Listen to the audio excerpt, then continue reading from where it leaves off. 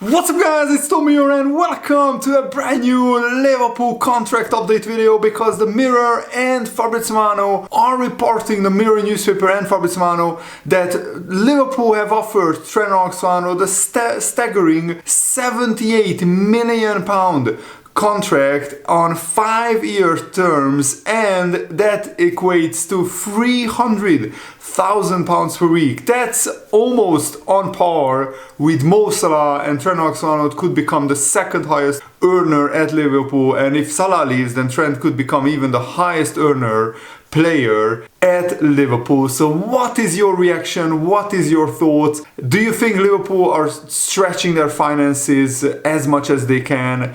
Do you think Trent will accept this contract offer or not? Some journalists are already claiming that Trent will accept this contract offer. Liverpool finally make Trent Alexander-Arnold contract offer.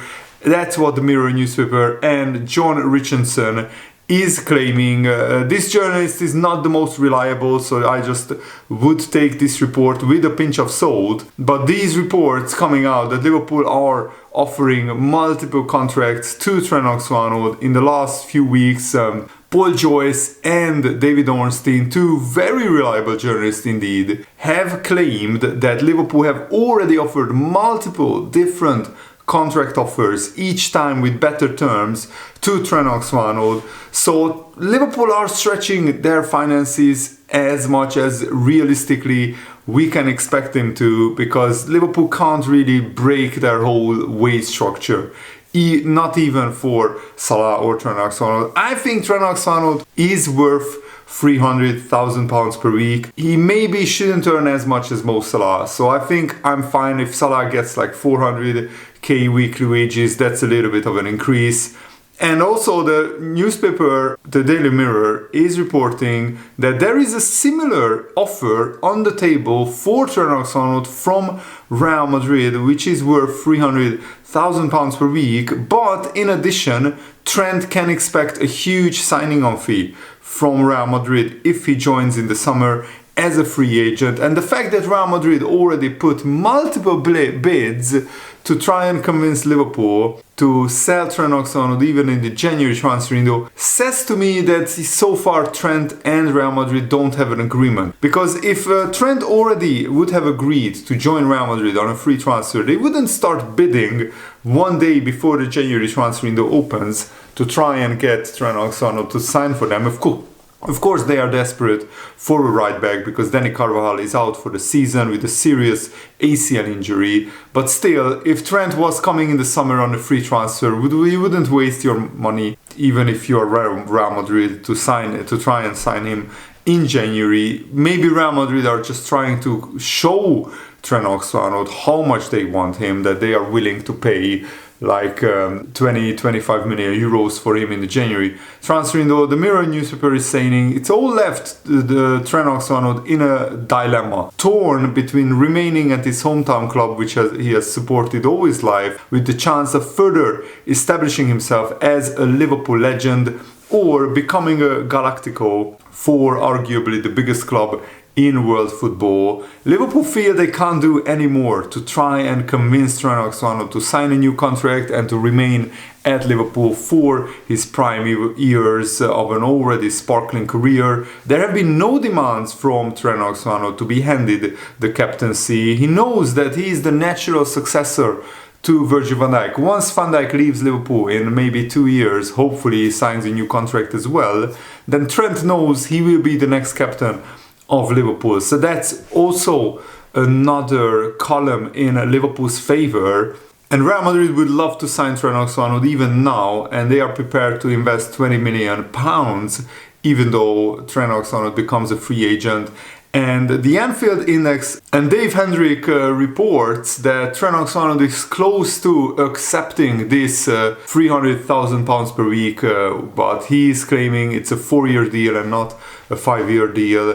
And Hendrick notes that raising the wage ceiling at the club, it's keeping within the structure which is positive, but it's still raising the ceiling. I mean, Trent Alexander right now earns £180,000 per week, and I think Liverpool realized if we want to keep these best players, then we need to offer bigger contracts to Salah, to Van Dijk and Trent Alexander-Arnold. Maybe why none of them have signed so far. They are all waiting for that first player to sign. And then, you know, if Trent signs for £300,000 per week, then Van Dijk can, negotiate for similar terms, and Salah can ask for maybe £400,000 per week. So maybe these players are waiting for one another to sign a contract, and Liverpool are running it awfully close because we are already in January.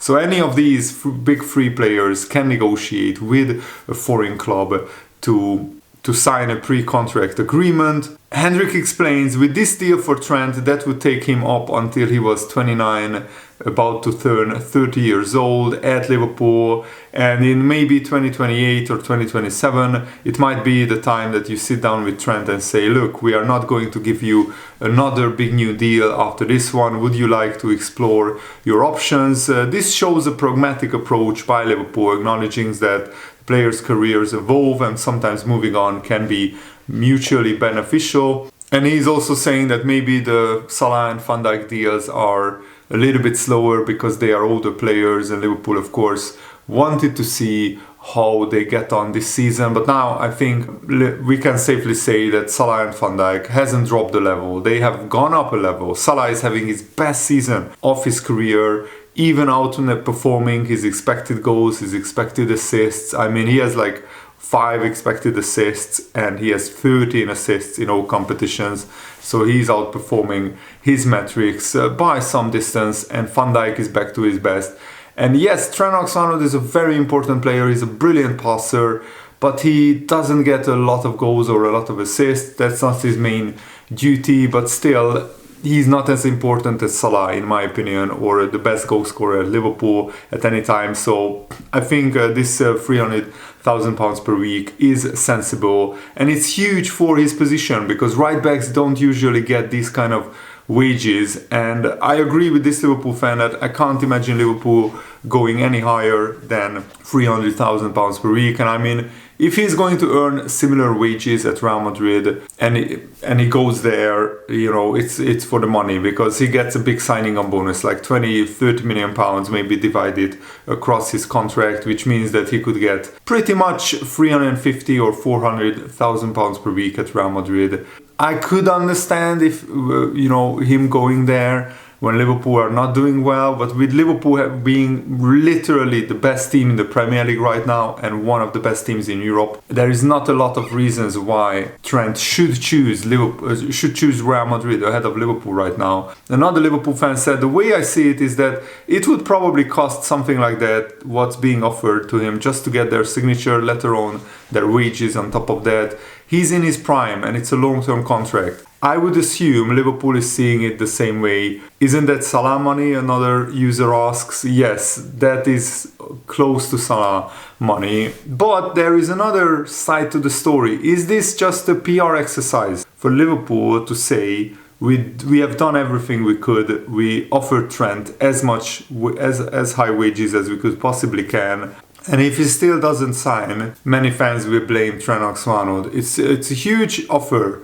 And it finally arrives with 6 months left of the contract, after reports say that he's essentially going to Real Madrid. Does it sound like damage control to you guys? Because the cynical side of me thinks that that Liverpool are offering Trent so late this huge contract, because the reports are already saying that he's off to Real Madrid. I mean, Liverpool have previously offered Trent Alexander-Arnold multiple contracts. We just don't know the exact terms. We don't know how much we offered previously and don't know what the demands from Trent Alexander-Arnold was towards Liverpool. So until we know those facts, and we might never find out, it's very hard to comment and to choose sides, whether the player is right, whether the club is right. Some Liverpool fans think FSG are incredibly cheap, while simultaneously believing that they would let pretty much £100 million footballer leave on a free transfer willingly. I suspect Trent didn't want to sign until he knew what position we were in with Arne Slot after Jurgen Klopp left, and that gave time for Real Madrid to try and entice him to Spain. Another Liverpool fan said, I think we were in a decent position to push for him, but we then had a horrendous season, which meant we couldn't afford to put all our eggs in one basket, and he wouldn't have joined then as we failed to make the Champions League. Can't complain how it turned out though. As much as I think Jude Bellingham is an absolute superstar, we managed to completely revamp our midfield, and it's clearly paying off. Bellingham is definitely at the right club at Real Madrid as well. And if Trent Alexander-Arnold leaves, Liverpool Football Club will continue. We will sign another right back. And yes, we will miss Trent Alexander-Arnold's creativity and passing ability. And also, it's a sad story that a boyhood Liverpool fan who went through the youth academy and who could have become one of the biggest legends of the football club, in the top 5 biggest legends in Liverpool's history, definitely. If Trent stayed at Liverpool until he was like 30 years old, he would have been on par with Steven Gerrard, Kenny Dalglish and all the others. But if he leaves, then Liverpool fans won't look at him the same way, and he will ruin and tarnish his legacy and legendary status. So it's up to Trent Alexander-Arnold to decide what he should do. And finally, I want to show you this report that Fabrizio Romano is reporting that Bajcetic is leaving Red Bull Salzburg because they sacked Pep Yinders, and the new manager might not fancy him, but he wants a new challenge, and he hasn't enjoyed his time as much at Salzburg as he wanted. And now Real Betis, my favorite Spanish team, are in advanced talks to sign Stefan Bajcetic on a half a season loan deal from Liverpool. It's not a done deal yet, but it's progressing nicely, so hopefully that deal will go through, because remember, Stefan Bajcetic is Spanish, so going to the La Liga would be a very good experience for him, and it's a much stronger league than the Austrian league, and he would get a lot of playing time because Real Betis have some long-term injuries to William Carvalho and other players. I follow them pretty closely as well, watching their games and seeing how they get on, so I know about their injury history, and yeah, their midfield could do with a young big talent like Bajcetic. So let me know what you think about all the reports that we talked about. And it's a little bit of a shorter video this morning because I'm off to play five-a-side football. Really looking forward to it, and I will be back to report for the Liverpool Man United game. I hope it's not getting postponed because of heavy snow in Liverpool. And thanks for watching. Have a nice day. See you later. Come on, Liverpool. Goodbye.